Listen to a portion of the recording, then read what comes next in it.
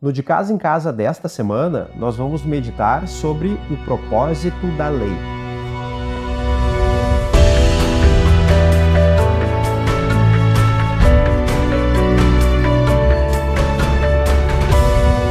Queridos irmãos, tenho a alegria de estar aqui hoje com meu querido Luiz, obreiro do Senhor em nossa congregação, homem de Deus que tanto ama as crianças, as famílias, e hoje estou feliz também por participar pela primeira vez do De Casa em Casa.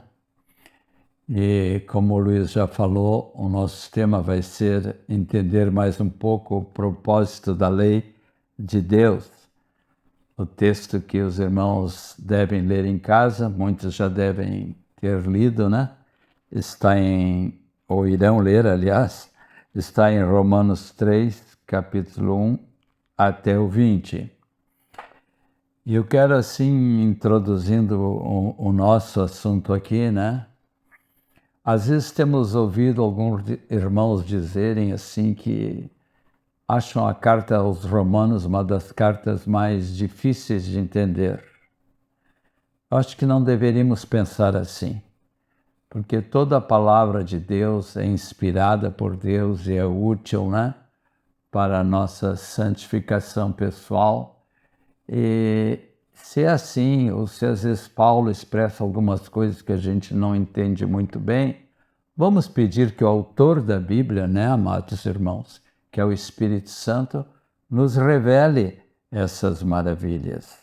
Aí nós vamos percebendo, como muitos já devem estar notando, né, que esses ensinamentos que já estamos trazendo aqui no De Casa em Casa há alguns meses vão se tornando cada vez mais claros e cada vez muito importantes para nós.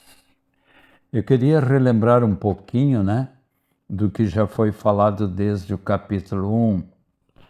Paulo começa essa carta, né, falando assim com muito amor, visando a edificação dos irmãos, e ali no capítulo 1:7, endereçado aos romanos, né, falando a eles, ele diz: a todos os amados de Deus que estais em Roma, chamados para ser de santos, graça a vós outros e paz da parte de Deus nosso Pai e do Senhor Jesus Cristo. Né? Então ele assim entra de uma maneira muito amorosa, falando, né, do amor de Deus por nós, do perdão, por ele nos ter tirado das trevas para a luz, né? E toca especialmente no capítulo 1, assim, em assuntos muito sérios, falando da ira de Deus, com palavras muito fortes, falando assim da total depravação da humanidade, e ali vai pontuando, né, os sérios problemas que redundam desta queda no pecado, né, a idolatria, aquela disposição mental reprovável que fala lá no fim do capítulo 1, né, a inimizade contra Deus, a hipocrisia religiosa. No fim do capítulo 2, nós vimos semana passada, né, que o verdadeiro judeu e crente, fiel no Senhor, é aquele que deixa circuncidar o seu coração. Que a circuncisão física de nada vale, naquela época, né, se o coração do judeu, daqueles que criam no Deus verdadeiro, não fossem primeiramente circuncidados, né? Nesse trecho que nós estamos abordando hoje, que depois vamos ler uma partezinha, né? Eu quero salientar no capítulo 3, o versículo 4.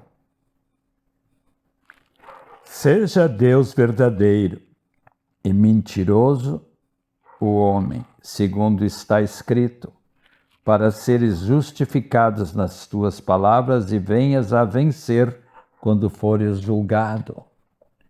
Então, aqueles que seguem o Deus verdadeiro, seja Deus verdadeiro e mentiroso todo homem, né? Aqueles que foram justificados por Cristo, aqueles que receberam o perdão, aqueles que saíram da lei que nos condenava, né, porque o propósito da lei no Antigo Testamento era realçar o nosso pecado, né? Um irmão disse uma vez, se formos sinceros e lendo ali os 10 mandamentos, vamos até dizer e confessar, eu perco aqui de 10-0 para Deus, porque todos aqueles mandamentos estão mostrando coisas que eu tenho feito contra Deus. Então, o homem não pode ser salvo pelas obras da lei e não pode fugir também, né, da ira de Deus. Deus é justo e na ira de Deus, né, ele quer manifestar também o seu amor para que através da sua ira o homem reconheça como ele está longe de Deus, como ele precisa se arrepender dos seus pecados e crer nas verdades de Deus, para serem salvos, para serem perdoados. Aí Deus vai ser o verdadeiro. O homem é mentiroso porque comete tantas transgressões, não é? Mas aqueles que recusarem a crer na verdade de Deus, que Deus é o Deus verdadeiro, né? Eles terão consequências muito trágicas. Isto fala bastante também na Epístola aos Romanos, né? Para aqueles que não querem crer, tanto os judeus como os gentios. E aqui nesse texto, neste capítulo 13, eu vou pedir que o Luiz lê pelo menos uma referência aqui do capítulo 3, versículos 9, pode começar ali, até, Luiz, até o 18, que mostra como os homens se extraviaram, como os homens se emaranharam na idolatria e tantos outros pecados. E essa palavra é muito forte, que vale a pena ser lida agora. Diz assim: que se conclui, temos nós alguma vantagem? Não, de forma nenhuma, pois já temos demonstrado que todos, tanto judeus como gregos, estão debaixo do pecado. Como está escrito, não há justo nenhum sequer. Não há quem entenda, não há quem busque a Deus. Todos se desviaram e juntamente se tornaram inúteis. Não há quem faça o bem, não há nenhum sequer. A garganta deles é sepulcro aberto. Com a língua enganam. Veneno de víbora está nos seus lábios. A boca eles a têm cheia de maldição e amargura. Os seus pés são velozes para derramar sangue. Nos seus caminhos há destruição e miséria. Eles não conhecem o caminho da paz. Não há temor de Deus diante de seus olhos. Então, em resumo deste estudo dessa semana, da minha parte ainda quero dizer, né, que ninguém pode ser justificado diante de Deus por obras da lei do Antigo Testamento ou de quaisquer outras leis naturais ou religiosas que os homens inventam, né? No estudo que veremos da semana que vem, ele vai afirmar, né, nos próximos estudos, que a nossa justificação perante Deus, o fato de Deus nos declarar justos, só poderá acontecer se nós tivermos fé no fato. Fé no fato. Que fato? Da grandiosa redenção que Cristo nos trouxe. Se nós cremos nisso e fomos iluminados por Deus e nascemos de novo, Ele vai nos guiar para o propósito final de Deus, que é que nós fomos chamados para ser santos. Amém. Eu acho que a carta de Romanos é muito completa, né? Sim. A gente vê assim todo o projeto de Deus, toda a obra redentora do Senhor, e esse capítulo ele vai abordar a lei, né? Então ele vai mostrar assim que essa lei que veio lá para o povo judeu, ela estava fazendo uma diferença do povo de Israel entre os outros povos lá em Canaã. Sim. Então imagina, eles tinham leis para todas as áreas. Até no texto que os irmãos vão receber, fala que eles tinham leis que eram na vertical, que era entre o homem e Deus, então leis que eles tinham que obedecer a mandamentos de Deus, e tinham leis na horizontal, que eram leis entre eles. Então, como eu me porto com o meu vizinho, os próprios 10 mandamentos tratam muito disso, né? Eu vou amar a Deus acima de todas as coisas, eu vou amar o meu próximo, eu vou cuidar das coisas aqui, assim, dos meus relacionamentos. Então, a gente vai vendo que a lei de Deus, ela atinge todas as áreas. Até tem um versículo que diz que se eu tenho um inimigo e o animal dele lá vem perto da minha casa, eu não podia fazer nada. Eu tinha que conduzir esse animal de volta para a casa do meu inimigo. Então, até nisso, o Senhor está mostrando ali a sua justiça, a sua misericórdia. Então a gente vê que a lei, ela tem ali propósitos bons de Sim. estabelecer ali o governo de Deus e tudo, né? Só que Paulo, ele está mostrando aqui que a lei, ela tem um grande objetivo, que é mostrar que nenhum homem é capaz de cumprir a lei de Deus. Lá em Tiago vai dizer que se a gente é transgressor de uma só parte da lei, a gente está transgredindo toda ela. Então não tinha como nenhum homem cumprir a lei de Deus. Sim. Não tem como.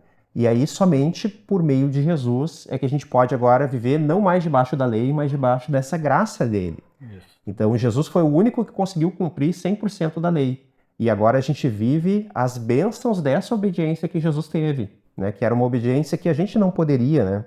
E aqui eu queria destacar o 19 e o 20 ali, que fala, né? Que sabemos que tudo o que a lei diz é dito aos que vivem sob a lei, para que toda boca se cale e todo mundo seja culpável diante de Deus. Então aqui está mostrando que no dia do julgamento lá, não vai ter o que a gente argumentar diante de Deus. Não tem como a gente falar assim, eu cumpri a lei, eu obedeci os mandamentos. Nenhum homem vai conseguir falar isso.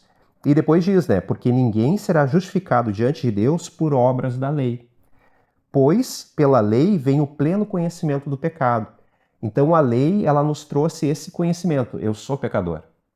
E depois a gente vai ver que a gente precisa de um redentor, a gente precisa de alguém que vai nos justificar, vai nos salvar, vai nos libertar.